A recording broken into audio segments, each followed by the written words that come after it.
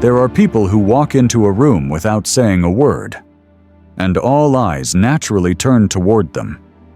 Not because they're attractive, not because they're famous, but because they carry something few possess. A silence that makes others uneasy.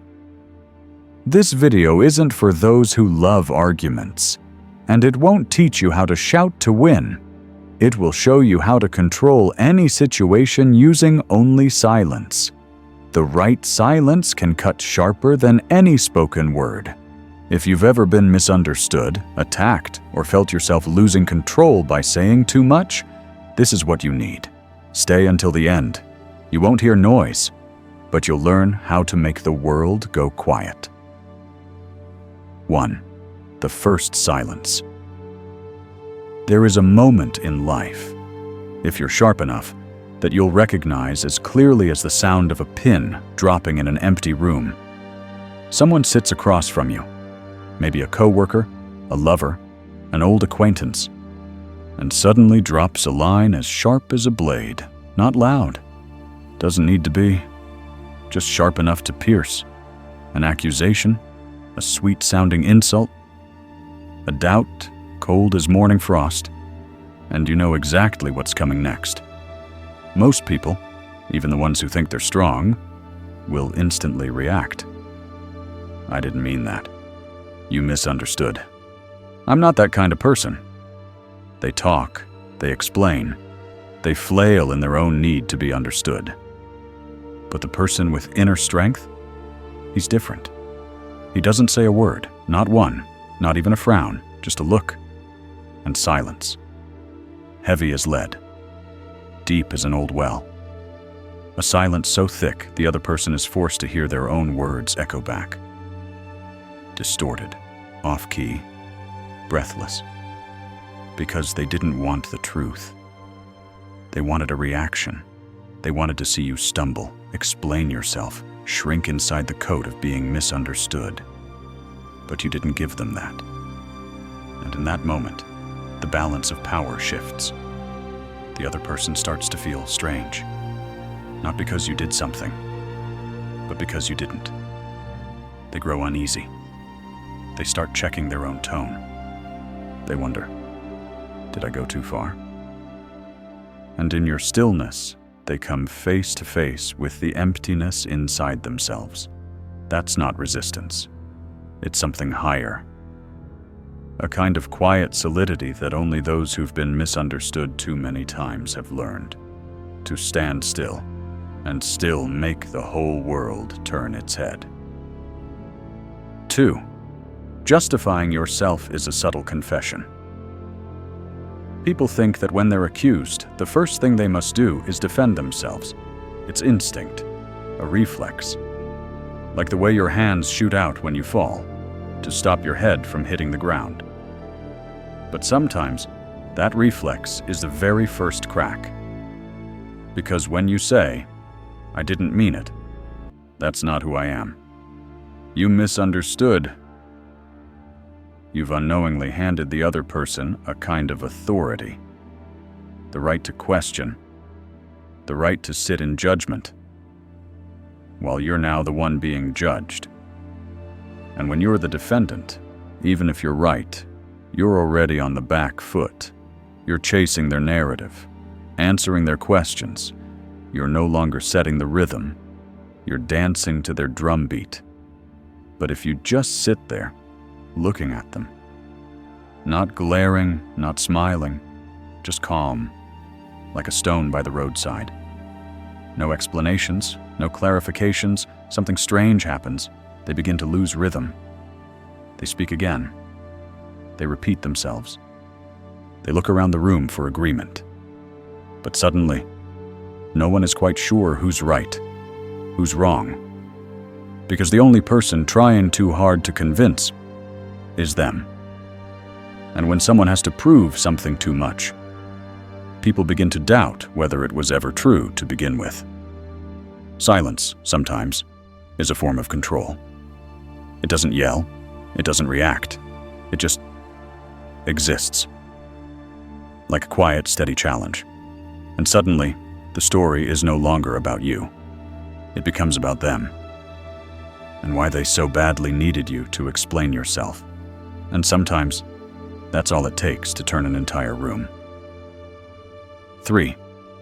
Silence makes people confront themselves. People aren't afraid of shouting. They're used to it. They know how to deal with it.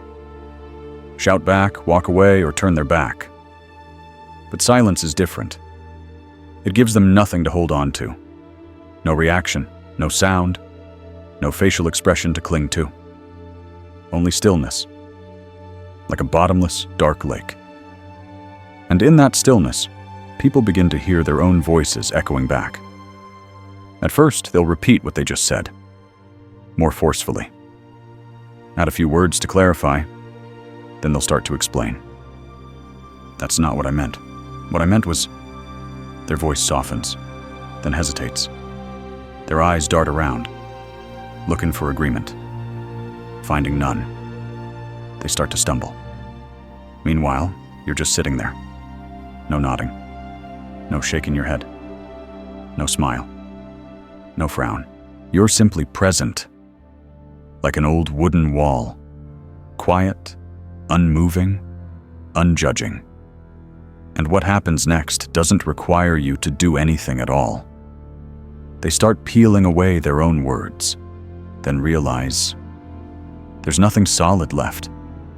Everything they said now sounds like someone trying to convince others they're not shaking, while their hands clearly are. This isn't victory. You didn't fight. You didn't strike. You didn't counter. They lost on their own, through repetition, through uncertainty, through glances desperately seeking validation. Your silence wasn't a declaration of triumph. It was simply a mirror. And in the end, they're the ones forced to look into it. 4. Stillness in a room full of eyes. A room's atmosphere can change in just 3 seconds. It's an evening, half-filled glasses, people are chatting, laughing just loud enough, polite just close enough. Then someone drops a line, soft yet sharp enough to dismiss your goodwill without sounding outright rude, a kind of smile that cuts. You always think you're better than everyone else. That one line, dropped into the room like a stone tossed into still water. Every eye turns toward you, a skipped heartbeat. They wait for a comeback, a defense, or at least a crack. They want to see how you'll respond, but you do nothing. You just sit, back straight, eyes steady, not avoiding, but not trying to own the space either. As if you heard something not worth answering, as if the words weren't spoken to you, but meant to be carried away by the wind. No smile, no frown, no twitch of the lips, and the whole room falls silent. The person who said it now feels uneasy. They add, "I was just joking," but no one laughs, because your silence carved a space into the conversation. And in that space, people start to wonder, why didn't he respond? Is he just that grounded? Or was that line simply too weak? A joke that receives no reaction is a joke that vanishes into nothing. And you, simply by holding that silence, now own the entire room. Not because you tried, but because you didn't need to. 5. The silent counterattack. They want you to react. That's what they're waiting for. A frown, a heavy sigh, a sharp reply, maybe even some anger. Because to them, an accusation isn't complete without the second half. Your emotional collapse. You're manipulative. That line doesn't need to be loud. It doesn't need proof. It only needs to be said, clean and smooth, like a small knife. They throw it toward you, hoping it cuts something, your image, your reputation, your calm. But you don't argue. You don't rise. You don't rush to say, "I'm not like that." You just smile, faintly, like someone hearing something old, familiar, and slowly respond, "If that's what you think. Nothing more. No reasoning. No defense. No denial. No acceptance either. Just a mirror placed in the middle of the room.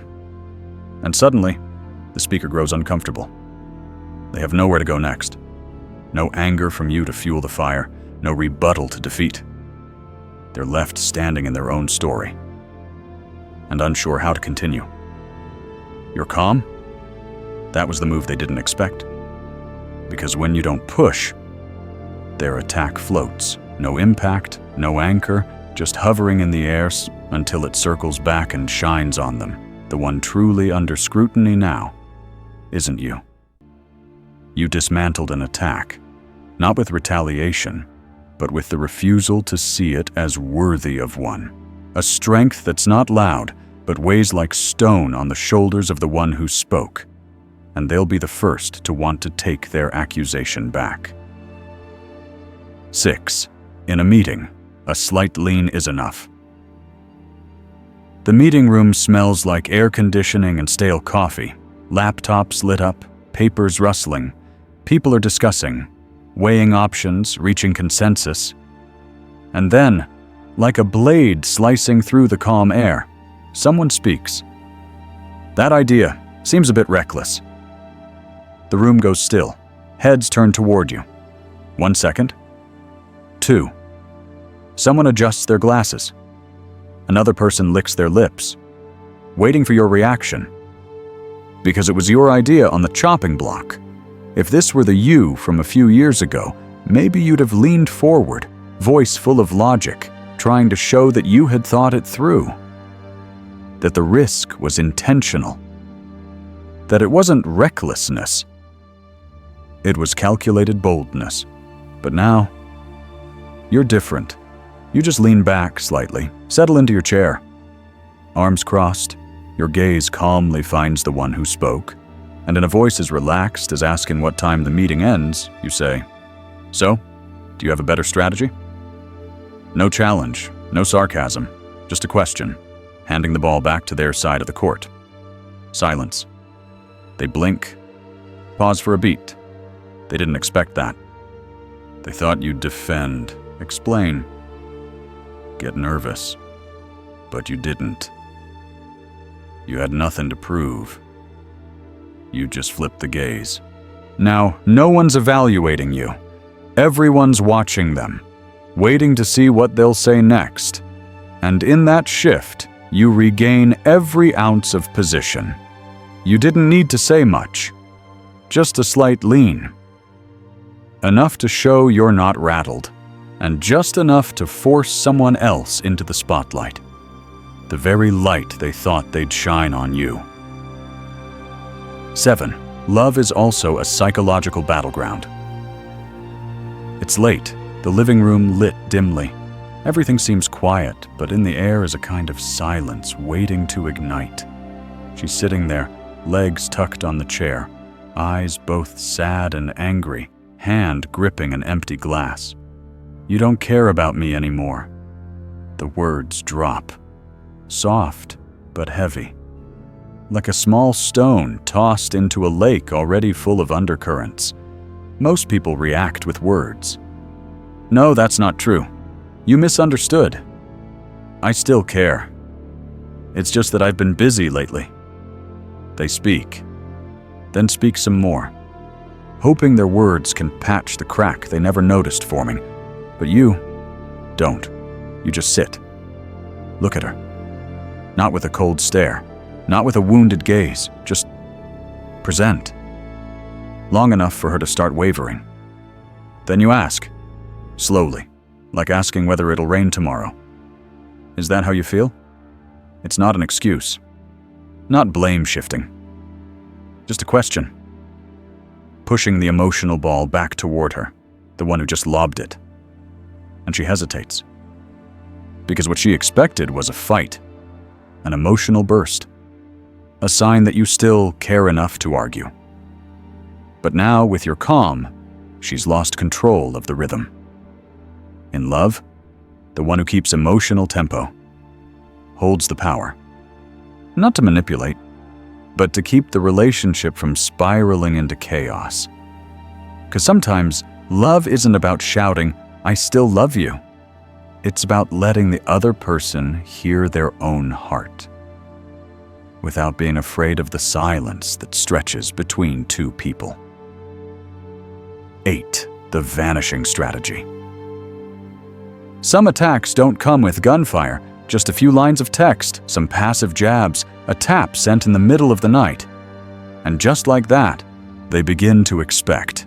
They expect a reply, anger, a reaction emoji, a story defending yourself, or at the very least, a block.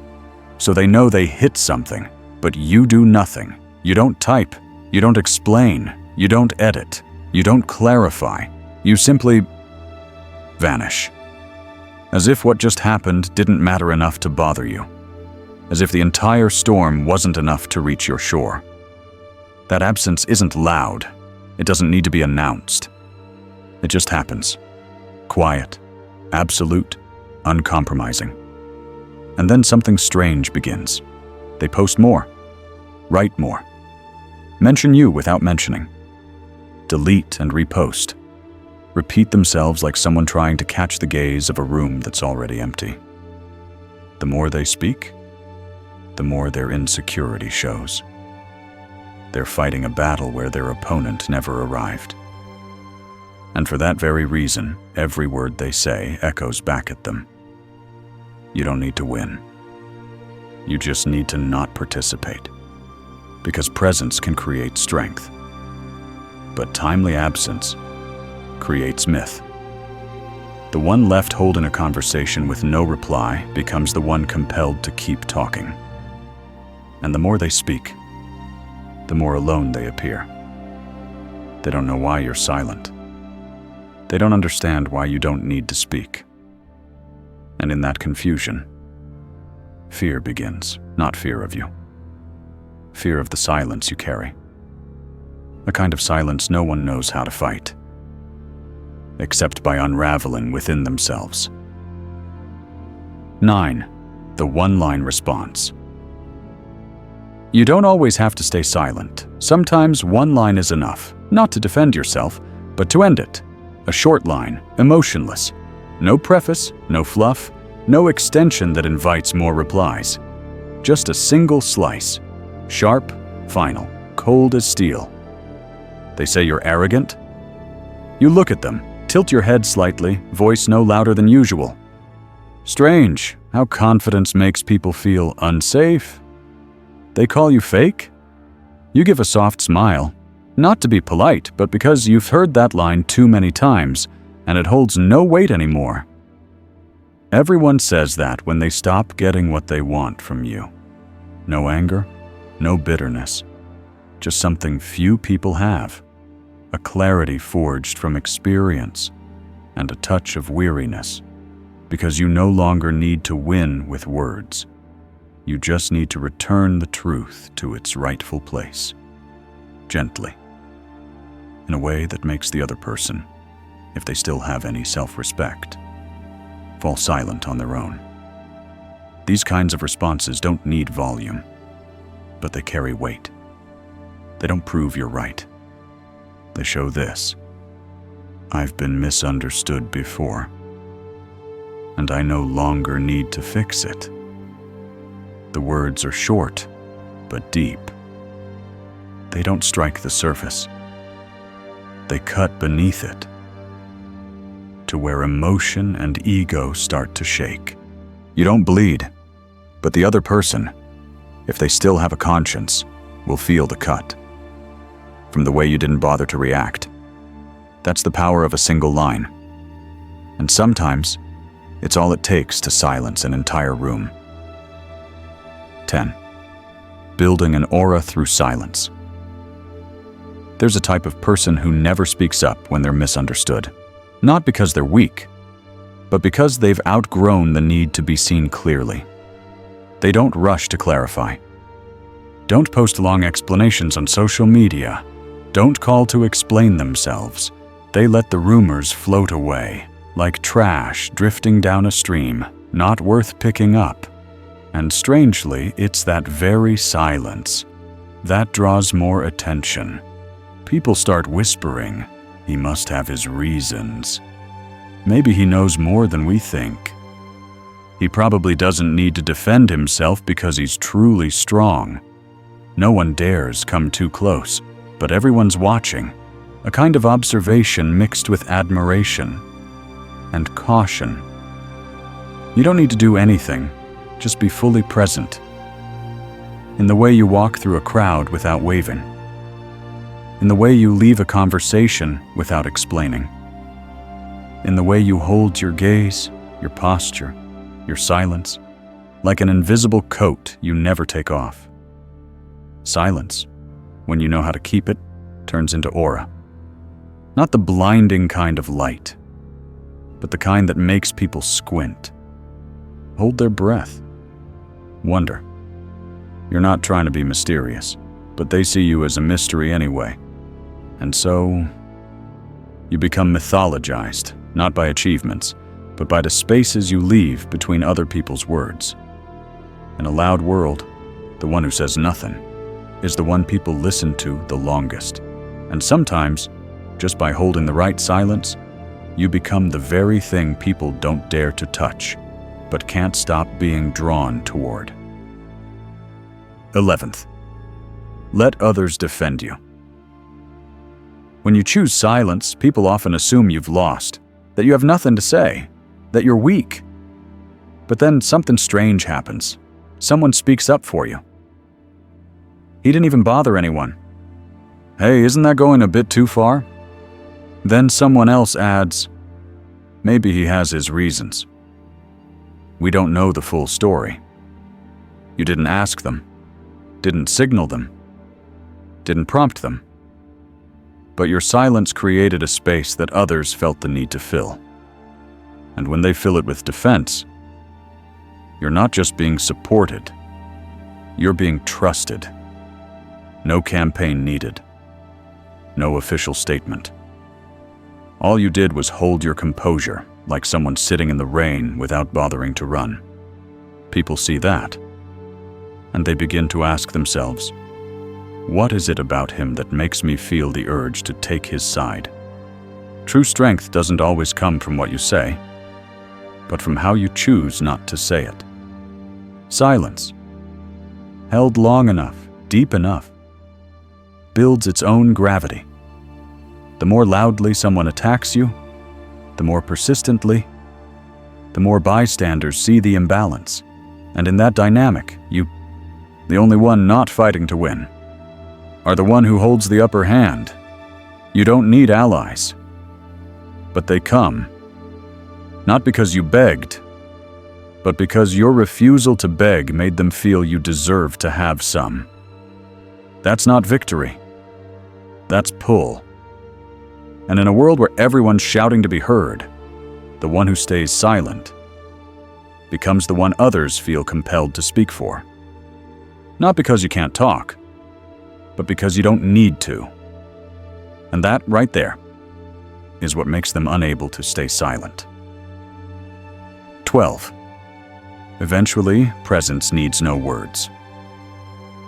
One day will come. You'll walk into a room and won't need to introduce yourself. Won't need to smile at the right moment.